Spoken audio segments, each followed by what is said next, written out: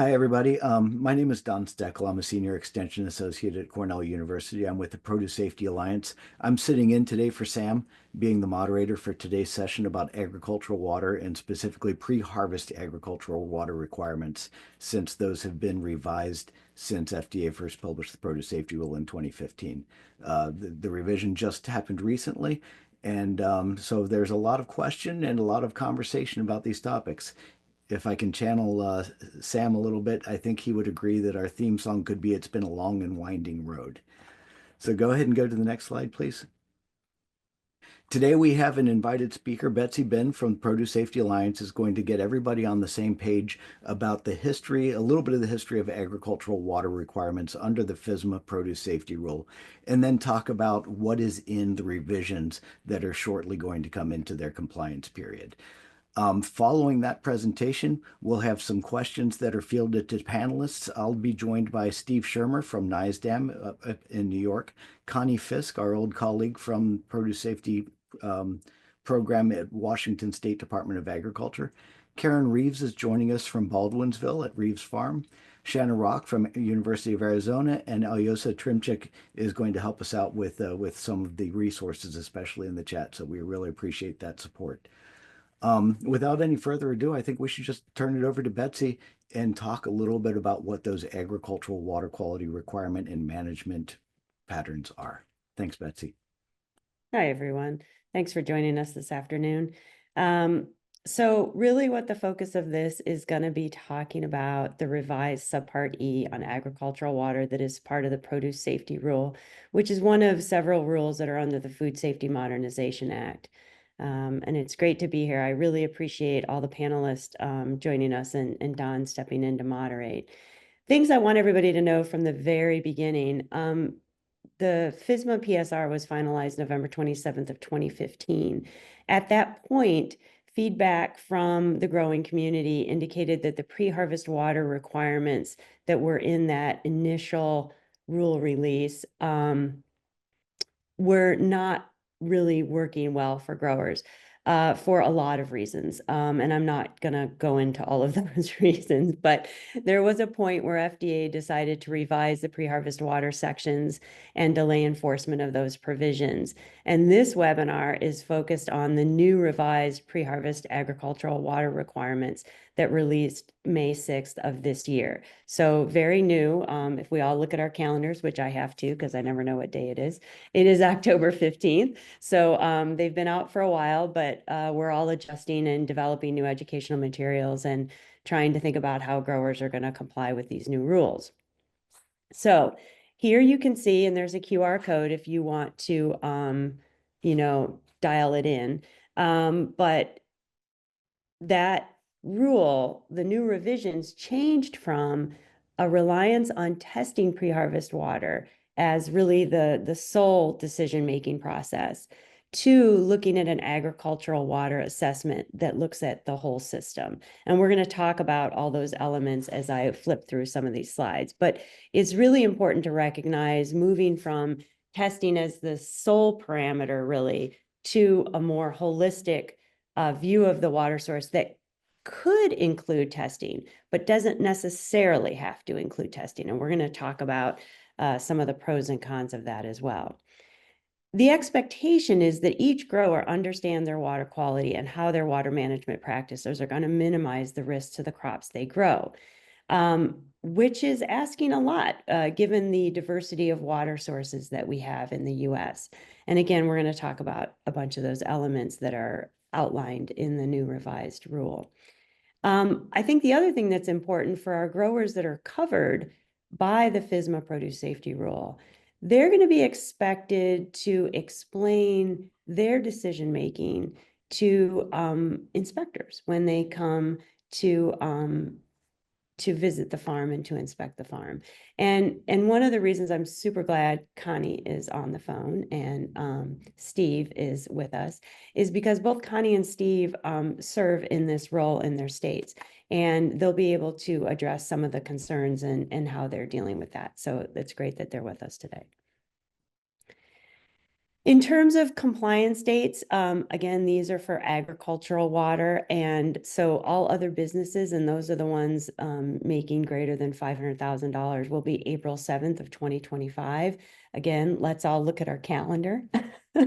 It's October 15th. So April is going to be here very, very soon. And that's one of the reasons I wanted to share this slide. Small businesses and very small businesses will step in the year after, right, in 2026 and then in 2027. But really the purpose of showing this slide is to talk about when are those compliance dates coming in and how quickly they're coming in. That's really the thing to capture about this slide. When thinking about the revised rules for agricultural water, I think it's really important to return to the definitions that are helpful. One is agricultural water. Agricultural water means water that is used in covered activities on covered produce, right? Those are two very important points, where water is intended to or likely to contact covered produce or food contact surfaces. I want to back that up and say it again. Covered produce or food contact surfaces. Those are the two things that I really want to drive home. What's covered produce? Well, covered produce is those that are subject to the produce safety rule. And remember, there are certain commodities that are rarely consumed raw that are not covered produce. There's other things that aren't covered produce because of how we handle them. So again, it's really talking about things that are covered by the rule, those raw agricultural commodities.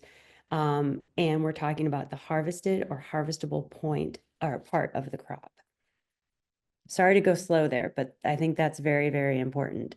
And in stressing it even more, I think the first step in helping growers assess risks is to help them understand if they are using agricultural water on covered produce and how they're using it. Are they using it as pre-harvest, post-harvest, both, or neither? Right? So first real question when we're working with growers and with the produce industry is having them understand what exactly is agricultural water. Are they using agricultural water and how they're using it? Okay.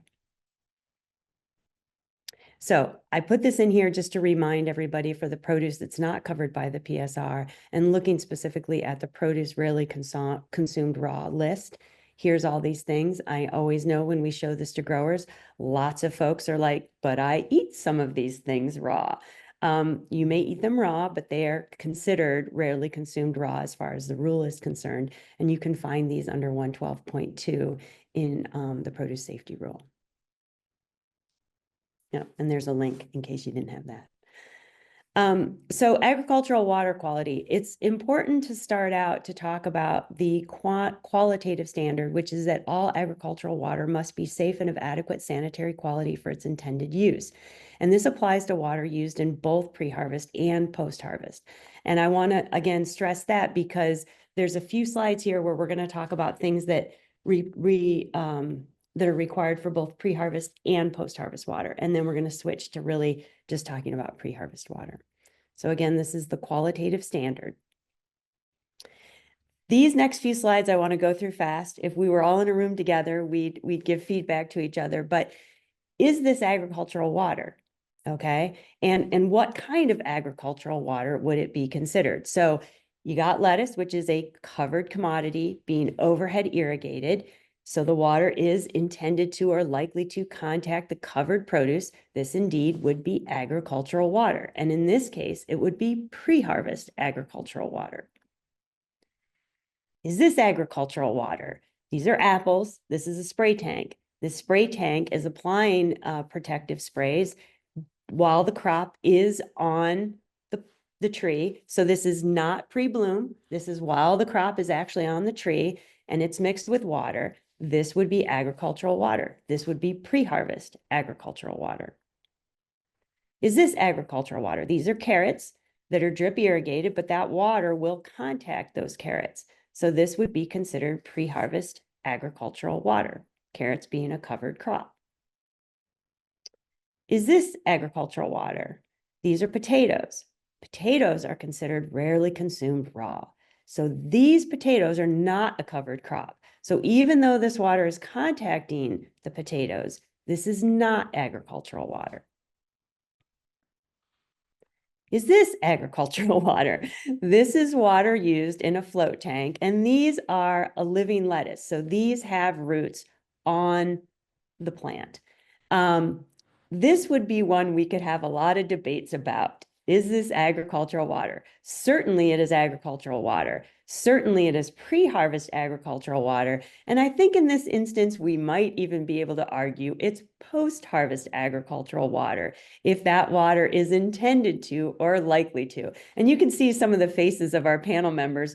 This makes everybody a little squeamish because I think people hope that in these containers, that liquid that's in the roots will not get on the leaf lettuce, but we know that it sometimes does. So we could have a discussion about that when we're in the Q&A part of this discussion. Is this agricultural water? These are avocados. This is a gentleman cleaning the avocado packing line. Indeed, the water used to wash the packing line is in fact agricultural water because it is used to contact food contact surface. And so this would be agricultural water, and this would be really post-harvest agricultural water, right? So it has to meet those standards. An agricultural water systems inspection must be done for both pre-harvest and post-harvest water. And what you have to do there is you have to look at the distribution system. We recommend mapping all the distribution systems. We recommend looking at your water sources and your distribution systems at least annual. We don't just recommend it. It's required to do it at least annually. And you have to keep water source free of debris, trash, domesticated animals, and hazards. So every farm that is using agricultural water, either in pre-harvest or post-harvest, has to do an agricultural water systems inspection. Okay, so that's step number one if you've got agricultural water. Step number two, if you're using pre-harvest agricultural water, you have to do an agricultural water assessment. What does that mean? It means you must identify conditions that are likely to introduce hazards to covered produce other than sprouts. Keep in mind, sprouts is a different set of standards, or food contact surfaces. It must be done at the beginning of the growing season, but at least annually. It has to be reassessed whenever there is significant change relevant to the assessment. So think about things that might change when you have to do it or might make you revisit the assessment you've already done.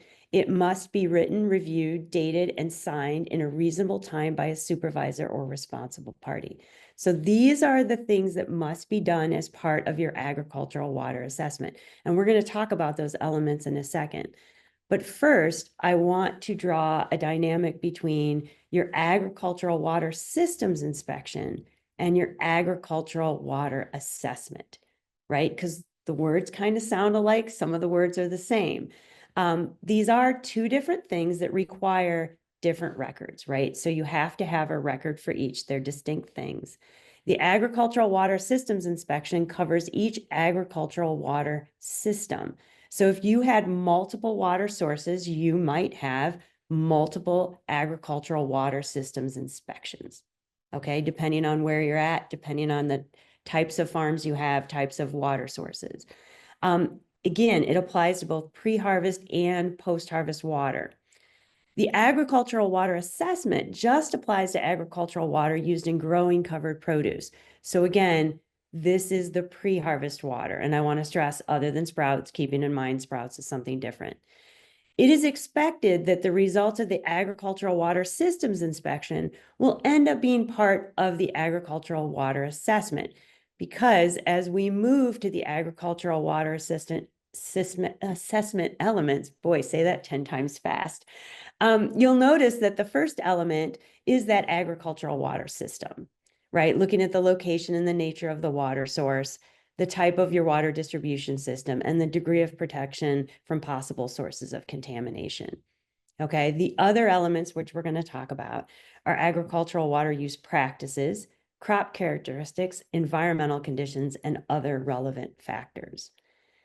And as we've talked about before, when we look at definitions, an agricultural water assessment means an evaluation to identify any conditions that are reasonably likely to introduce a hazard and then determine whether measures are reasonably necessary to reduce the potential for contamination of covered produce or food contact surfaces, again, those two things, with such known or reasonably foreseeable hazards, right? So you're going to look at all those risks, and then you're going to have to make a determination.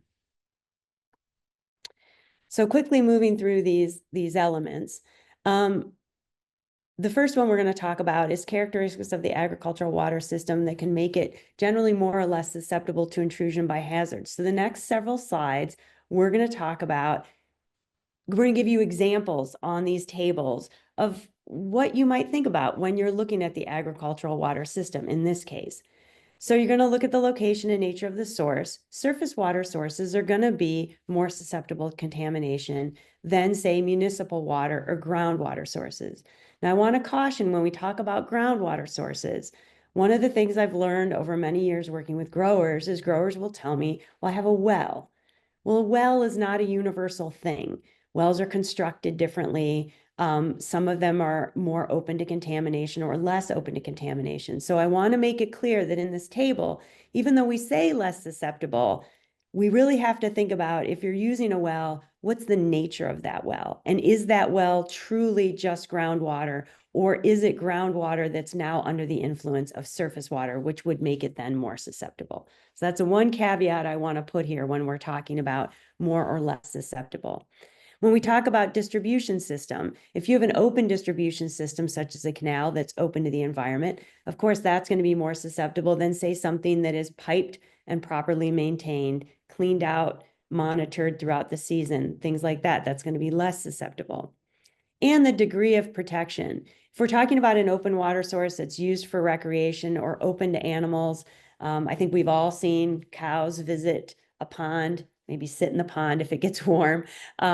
Those are going to be things that are going to be more likely to add contamination to the water source. Whereas if you look at less susceptible things, such as you're not swimming in it, it's protected from animals, it's not near other sources of contamination or other sources of runoff. Okay, so this is what these tables are like. This one is for agricultural water system. And remember, as we just talked about, results from that ag water systems inspection can be incorporated into this part. So if you do this as part of your ag water systems inspection, you can definitely use that information here, right? So make efficient use of your efforts. The next one is ag water use practices. And here it's important to talk about contact or with the product. So with the covered produce or the food contact surface. I'm going to keep saying it over and over.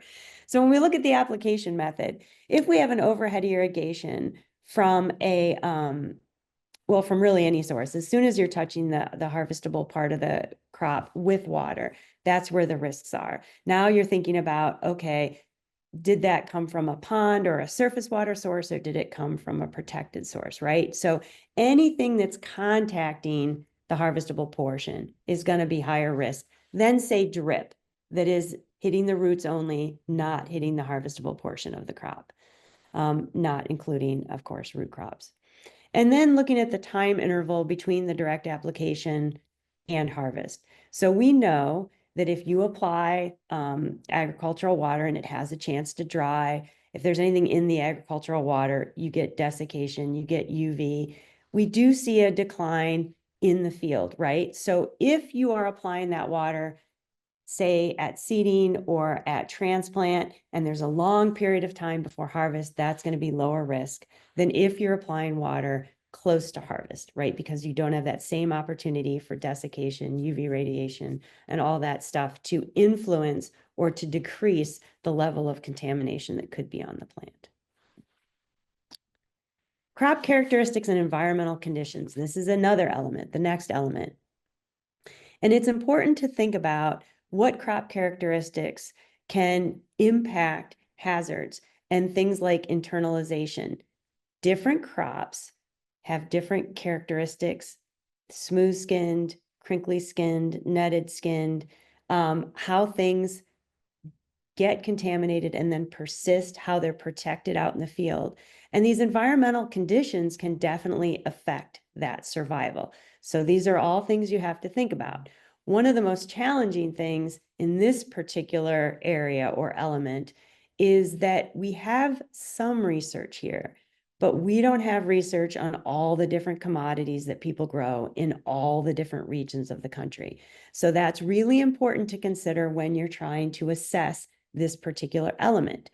As you can see on this table, when you look at what are things that are more likely to be problematic or difficult, would be rough texture, large surface area, fragile epidermal layer. If they're closer to the ground, you're more likely to get splash. You're more likely to have animals walk by or touch the plant or rub on the plant or, heaven forbid, poop on the plant. So certainly less susceptible would be things that have smooth surfaces, smaller surface areas, higher off the ground where it's harder for animals to get contamination. And when we look at environmental conditions, this is the one that is really, I think, going to become much more challenging as time passes. Even if we have research in these areas, climate change has really changed environmental conditions in a lot of areas. Some areas are much more dry, some areas are much more wet. Rain is coming in much larger doses. I'm not sure what that word is, but when we get rain events, we don't get these nice, gentle rain events. We get a deluge, and that causes a lot of different things to happen. We also have freezes that are unusual, and so these things can damage the crop. In some cases, less sunlight if you're getting more rain. So the environmental part is going to be a really difficult part for people to think about how those hazards are changing. But it's important to think about what is going on in your environment and how that might be influencing the risks. Other crop characteristics, including test results. So water tests can be part of your agricultural water assessment. FDA provided examples of how to use generic E. coli-based test results in the comments on the 2024 revised Subpart E. So I want to point that out if you want to go look at that. Other test organisms, sampling frequencies, and quality criteria can be used if scientifically valid. So they give you this opportunity to use testing and to use science to change what you're doing. Test results cannot be used. This is the key, cannot be used as the only basis for making your water use decisions. So again, if we look at the old Subpart E, where it was based on testing, now testing cannot be the sole thing used to make your decisions. Okay, that's very important. Test results could be part of your whole system assessment, and I would argue should be part of your whole system assessment. Testing is very important and very valuable. So even though it can't be used as the sole decision making, I absolutely think growers should be testing their water. Okay, that's not required by the rule. Want to be clear there. This is a Betsy opinion, but you should be testing your water. If you do your agricultural water assessment, or when you do your agricultural water assessment, you then have to make decisions about what all that information is telling you. When you looked at your agricultural water system, when you looked at your the crop characteristics, what did you learn from assessing those hazards? If you determine that the ag water is not safe and not of adequate sanitary quality, you need to immediately discontinue use and take a corrective measure before use at pre-harvest.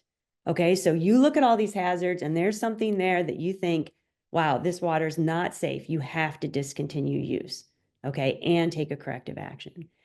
If you look around and you say, there's conditions on adjacent or nearby land that pose a risk related to animals, activity, or biological soil amendments of animal origin or other human waste, you can implement mitigation measures promptly and no later than the same growing season. Okay. Let's say you look around and you go, oh, wait, there's other conditions here that concern me that might introduce reasonably foreseeable hazards not related to animals, activity, biological soil amendments of animal origin, human waste on adjacent or nearby lands. You can implement mitigation measures as soon as practicable and no later than the following year. Or you can test the water as part of your agricultural water assessment and implement measures as needed. So here you can see testing is one of your options as part of a mitigation measure if you have those concerns not related to animal activity, biological soil amendments of animal origin, human waste, okay? let's say you do your assessment and life is good, right? There is nothing there that worries you. You have no known or reasonably foreseeable hazard for which mitigation is necessary. You just have to inspect and maintain your water system regularly and at least once a year. Okay, so you can see here going from not safe to I have concerns to we're in a good place. These are the different options. Here's some corrective measures you can use. You can re-inspect the entire affected agricultural water system under the farm's control, and among other steps, make the changes or the repairs, or you can treat the water in accordance with the standards in the FSMA PSR. If that's that red box, if you get the yellow box with those two different colors of yellow, you can make necessary changes such as repairs. So again, you're allowed to make a repair. Increase your time interval between the last direct application and harvest using a microbial die-off. You can increase that time between harvest and end of storage, again, using a microbial die-off that's from a valid research base. You can do other activities that result in die-off or removal. You can change your water application method. You can treat the water using those PSR standards, or you can take an alternative mitigation measure supported by scientific information. Again, this allows research to be used to make these decisions. You have to reassess each year. So each year you need to return to this. You also have to reassess anytime there's a significant change, say in your ag water system, say you change sources, ag water practices, your delivery is different, crop characteristics, you change varieties that are a lot different than one another, or maybe you change crops. Environmental conditions change. Again, I do want to highlight this. With climate change, we are seeing all sorts of squirrely things happening. So this might be one of those ones that causes you to return and do a reassessment. And other things likely to introduce a hazard. This can be anything from an accident. Weird things happen sometimes. And so it can be just really unusual things. A truck turns over on the street and something runs into your farm or into your fields. Those are things that you would then say, okay, I need to make a reassessment. You want to evaluate the impact of the changes in the new hazards, and you're going to make that determination. Go back to that chart. Is it reasonably likely to have a hazard? Is it unsafe, not of adequate sanitary quality? You need to make that determination again. And then, of course, you're going to have a written determination of whether a corrective or mitigation measure where it's necessary. Okay. Agricultural water assessment exemptions. This is important for you to know as a grower, or if you're working with growers. Farms are exempt from conducting a pre-harvest ag water assessment if the water is the same quality as harvest or post-harvest agricultural water. So that means no detectable generic E. coli in 100 mils of water and meets other post-harvest ag water testing requirements, is not untreated surface water. So this is important. You could test surface water and have it have no detectable generic E. coli. You still can't use it. Okay, that's very important. You cannot use untreated surface water, even if it meets those standards without treatment. If it's received from a public water system or supply with documentation, okay, so there's public system certificates. We'll talk a little bit about some of the record keeping we're working on for that, and is treated in accordance with the FSMA PSR. Okay, those are the options. And most importantly, reasonably likely the water quality will not change prior to use. So you do all these things and you're reasonably likely that it's not going to change between when this happens and delivery, and that each exemption condition requires those supporting records. Okay. Record keeping, required records depend on your farm practices, and I think that's really important to recognize. Farms that use pre-harvest agricultural water are going to have a record of the findings of their agricultural water systems inspection and their agricultural water assessment description of those elements that you evaluated and your determination, right? Where does it fit in the red, yellow, and green categories?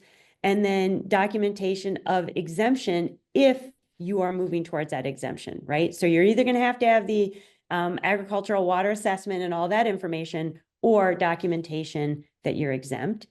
Farms that test their pre-harvest agricultural water as part of the agricultural water assessment want to have that supporting information. What organism did you use? Did you use generic E. coli or something else? Supporting information for your sampling frequency, and any criterion you use there, and documentation of the results of those tests. Okay, you also want to know the method you used, and if it's other than 1603, remember there's a couple of different fact sheets in the training or online. We could probably put those links in the chat box as well. We didn't give those to Al though, so Al's going to be wondering what I'm asking him to do. Okay, sorry, Al, I'll look for him when I'm done. The second part is You can go with those down. yeah, sorry. The required records also depend on farm practices. So farms that use water from a public water supply, they're going to have to get that annual documentation of test results of their certificate of compliance. And again, this can be complicated for a lot of reasons. Farms that implement measures and outcome of the agricultural water assessment, you got to document what you did, document if you had any measures you took, whether it be a corrective measure or a mitigation measure. And all of those things, such as supporting time intervals that lead to microbial die-off or removal, alternative mitigation measures, as we mentioned, you're allowed to use new research to make those changes or to do different things if they're supported by research. And if you're going to treat, that treatment is adequate. Okay. All right. And monitoring if you do treatment as well. Sorry, I left off that last bullet. I did want to mention before I finish up here, FDA does have an agricultural water assessment builder. I took a few screenshots so you could see what that looked like. Again, it asks you questions like surface water, degree of protection. This is something we talked about when you look at your agricultural water system. You go through and you have to answer all these questions. Just very quickly, the Ag Water Builder, from my perspective, and I do not want to throw anybody under the bus, this is my opinion. It walks you through the elements, which is great. It's free, which is great. It can be saved as used as documentation. Those are all very good things, very pro things about this. Some of the cons, as I see it, is it doesn't help you identify which of the concerns you have. So you could go through and pick things. It's not going to put up a red flag that says, I'm going to pick on Karen here. Karen, you should look more closely at that, right? As a farmer, you should be worried about that. It doesn't explain how to address those concerns. And it is a big investment of time. And so a lot of growers go through it and at the end, don't always feel like they know what they're supposed to do at the end. And that's one of the big challenges of using it. Some more thoughts. It's a good idea to consider more than just water tests as an outline to revise Subpart E. So I'm 100% in favor of saying, okay, we should do things more than testing, right? But I do want to stress that testing is a very valuable thing to do. So even though it's not required, I do want to stress that testing is a very valuable step to take. There's not enough valuable research to aid growers in making decisions about all these required elements. I already mentioned that while I was delivering part of the talk. There is research out there, but oftentimes it's not available to growers because it's behind firewalls or you have to have a very expensive subscription to get at that research. I know that's changing with open access, but I do want to point that out. It does require growers in a way to be their own experts. I'm going to say 2 different trained professionals or panel members could look at the same water source and would probably give you 3 different answers.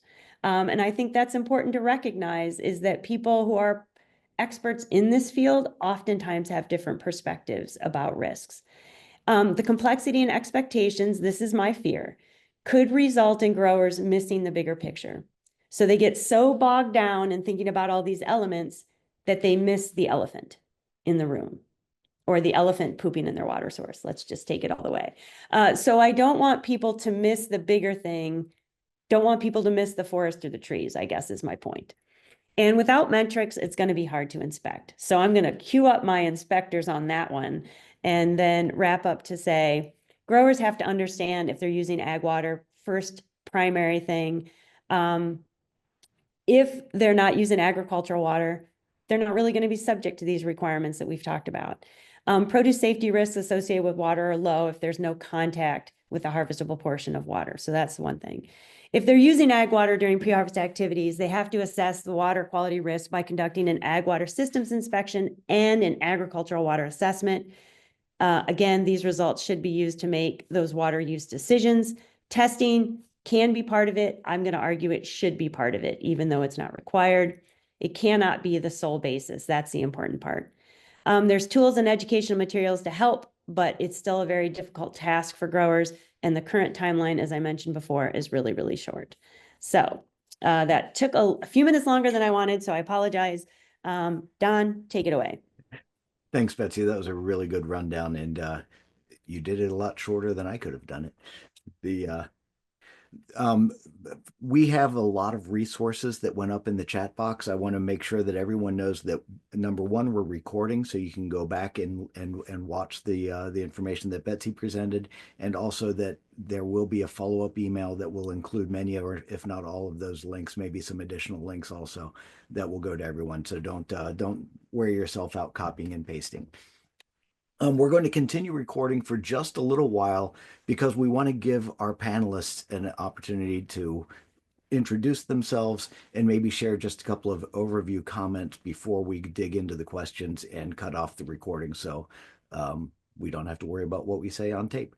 So let's just start off with maybe a round robin of who each of our panelists are and what do you do? Why are you here? What is your interest in your role in these new requirements, producing food, helping people understand? Steve, you're next to me. Can I go ask you to go ahead and start? Sure, thanks, Don. So I'm Steve Shermer, the Produce Safety Field Administrator of the New York State Produce Safety Program. So I'm here. Like everyone else, this is very new, in hopes that we can have constructive conversation, and there's going to be a lot of learning on everyone's part as we muddle our way through this. So look forward to it. Thanks, Steve. And let's go to the opposite coast, similar role with Connie Fisk. Hi, I'm Connie Fisk. I'm the Produce Safety Program Manager at Washington State Department of Agriculture. I lead a team of 8 folks that are responsible for helping farms in Washington understand and comply with the produce safety rule. We're very heavily into that education piece.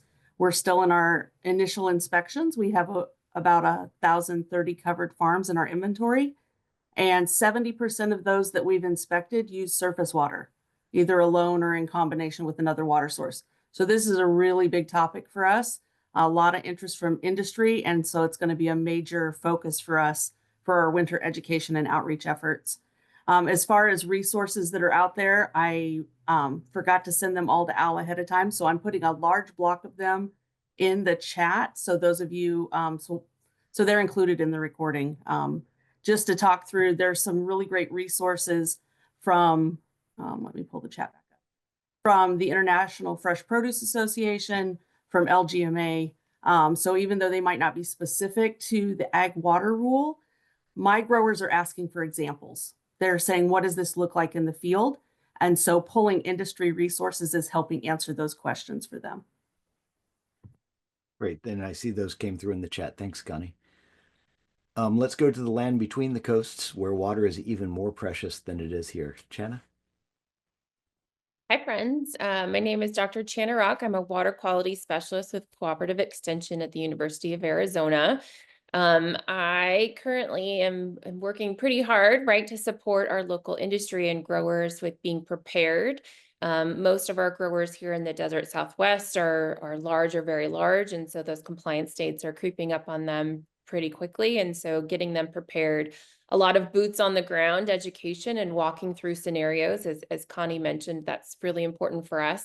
And then another big component of the work that we're doing to support industry is that, like in Washington, most of our folks are on surface water, and most of our folks are implementing agricultural water treatment. So we're working with them to make sure that they're doing that appropriately, that systems are operating as intended, that growers know how to monitor and have data, supporting data to be able to prove, right, during an inspection.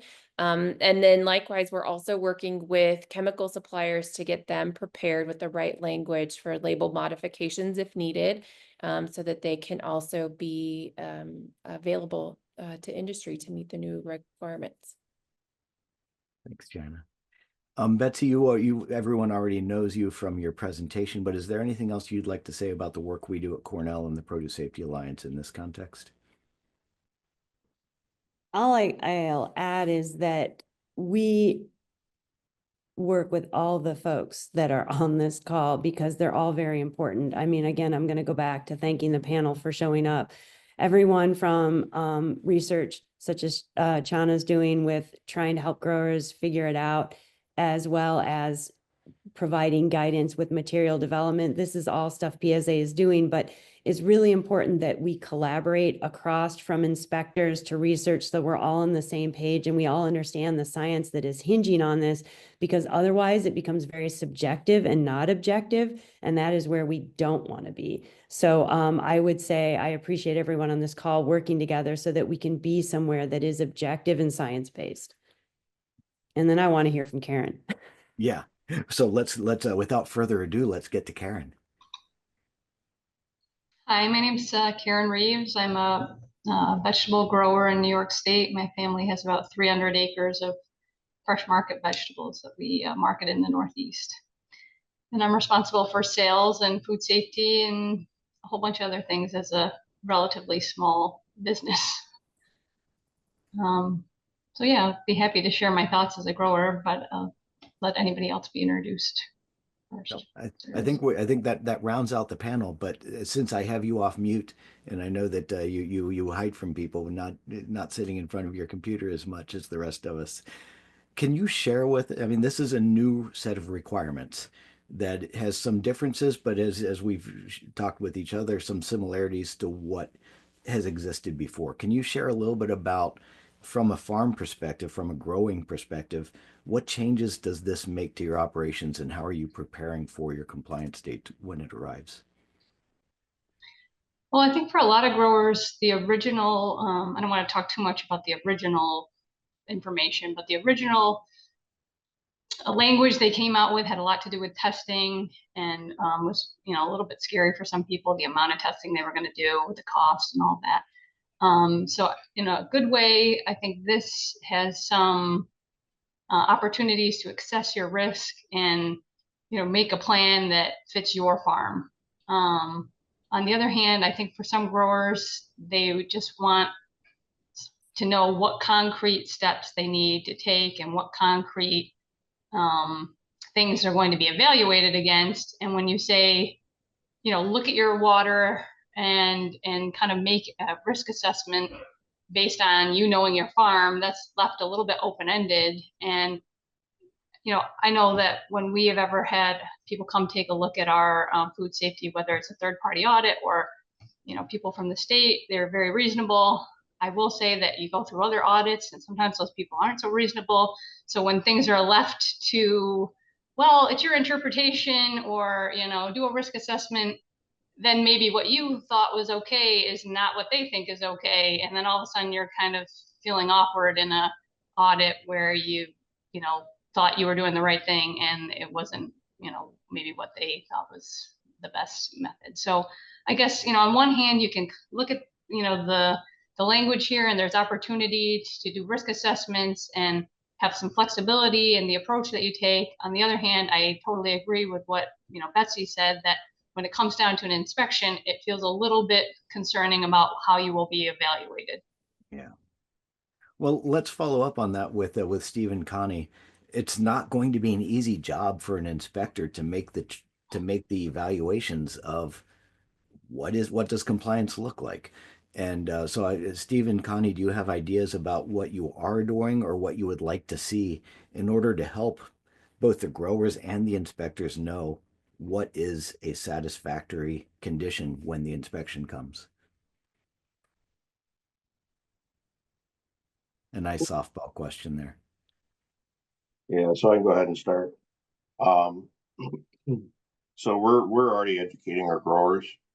We're having high level conversations with them, make sure they're aware of the new requirements. Because there's a lot of confusion out there. There are growers that get audits, sometimes a couple, 3 audits done. They're thinking about the old Subpart E and the testing requirements, and they've kind of heard about this. So there's a lot of confusion. They're not sure exactly what they should be doing. and why they should be doing it. So we're making sure they're aware of the new requirements for pre-harvest ag water, and we make sure that they have access to the tools that are currently available to them, you know, such as the FDA Ag Water Assessment Builder, and stuff like that. And like Connie said, you know, we're going to continue to do outreach into the winter to make sure that we reach all of our covered farms that we haven't already had face-to-face conversations with. You know, make sure they're given the proper tools they need to be in compliance.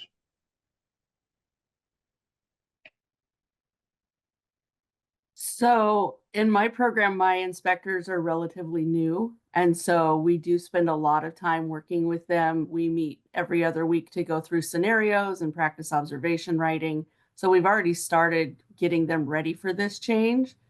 They already know what's required in those records. So for example, the stuff that Betsy presented that has to be included in that ag water assessment, they know to look for those things. And we're trying to teach them follow-up questions to ask to really make sure that the growers understand what each one of those things mean. That's the gray area, right? Is really getting to the bottom of, do you understand what that really means and what that means for your safety, for your produce safety? And then being able to have that conversation and also get from the grower, what are you doing about it? So once you've identified a risk, how do you know that the practice you've implemented to address that risk is actually doing the job? And some of that, it was in the original rule, right? If you're using a treatment, you have to monitor that treatment and things like that. But we're really working with our new inspectors to make sure they know how to have that conversation and what questions to ask. Thank you. And so we're developing a theme that it's going to rely on a common understanding between the growers and the inspectors. And the FSMA Produce Safety Rule, you know, from the inception is advertising as a prevention-based science and data basis. You know, so it's a prevention approach using science and data in order to reduce risk to produce safety. So Channa and Betsy, how do we use science and data? Channa, you have a research program that actually develops some of the science, and Betsy, our education program compiles a lot of the science. How can we, what are you doing differently, or are there thoughts on how to use what we do in order to help come to that common ground with growers and inspectors so that we're reducing risk by preventing contamination? And maybe I'll start and then Betsy, you can chime in. So I think, right, the big thing for us is that trying to put, you know, scientific data that's been either published in the literature or in any one of our research labs, right, in the hands of growers. And so trying to look for ways that we can disseminate content, whether that be through fact sheets or presentations or just one-on-one conversations, whether that's about die-off or treatment or monitoring, whatever that might look like. I think that's just kind of, again, circulating content. However, I think the challenge that we face is that no one paper on internalization or on die-off is going to fit every single scenario across the country. And that's what's super challenging. So what we really try to focus on is having conversations locally about what's data, what's information that you can collect on your own individual farm or ranch that's going to be able to support your assessment or your decision making. So, for example, folks that are doing agriculture water treatment here in the Southwest, we're saying you need to do some monitoring on your own, some water sampling on your own, so that you have your own data that you can then present during an inspection, let's just say, to justify your decision making. So, you know, understanding potentially the science behind why you're doing something, but doing some due diligence to collect local information that's going to drive those decisions.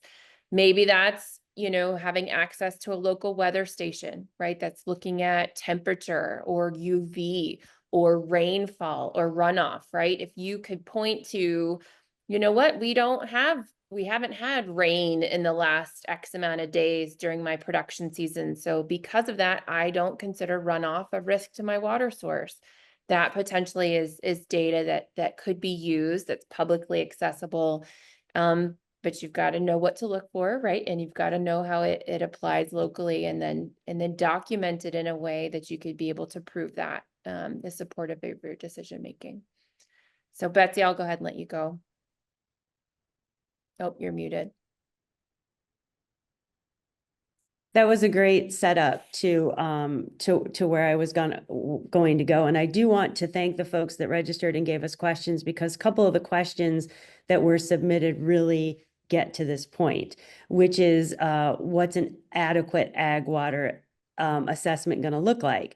And an adequate ag water assessment, in my mind, is going to be one that actually documents what you looked at and shares the decision-making process, right? I think from a science standpoint, like you said, there's not a lot of science that we're going to be able to say, this is perfect for you, right? There's going to have to be some extrapolation. And the best way to do that is to help growers think about, how do I look at risks? What are the relevant science that I should be considering? So from us, from the PSA standpoint, we're trying to now bucket research. Here's research that might be relevant to these particular elements, right? You should consider these things.